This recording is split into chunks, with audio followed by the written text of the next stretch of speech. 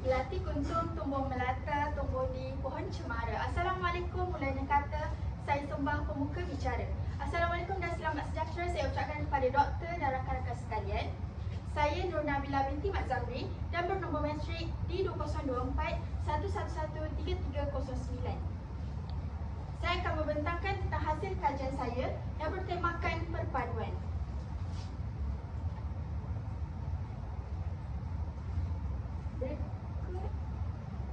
Berikut merupakan sumber kajian saya daripada jurnal dan yang berjudul Kesepaduan Masyarakat Majmuk di Malaysia Antara Harapan dan Realiti.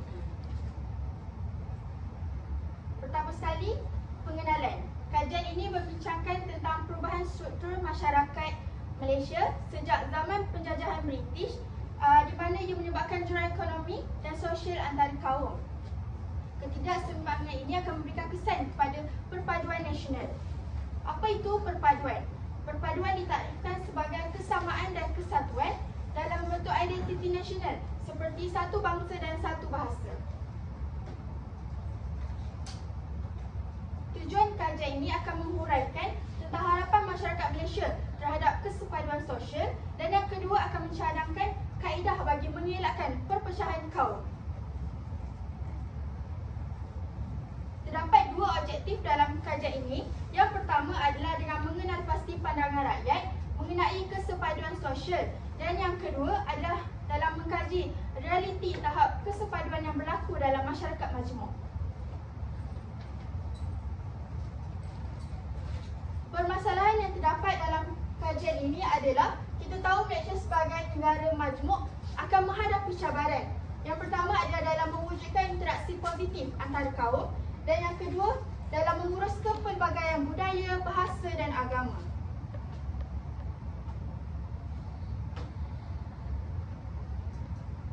Dalam metodologi kajian ini ia menggunakan dua kaedah iaitu kualitatif dan kuantitatif, di mana kuantitatif adalah tinjauan melalui soal selidik daripada Google Form dan yang kedua adalah kualitatif iaitu daripada bahan buku, akhbar dan lain-lain.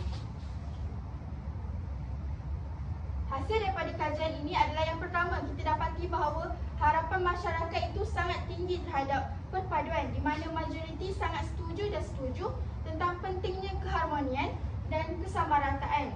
Dan yang kedua, realiti terhadap kesepaduan sosial masih rendah.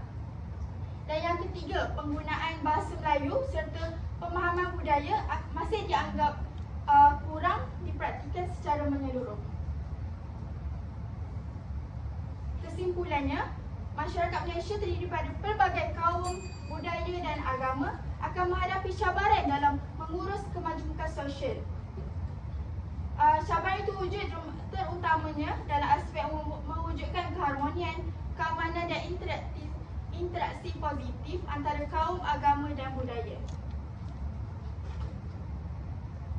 Seterusnya, sebelum saya mengundurkan diri, saya akan buka kepada sesi soal jawab. Dipersilakan.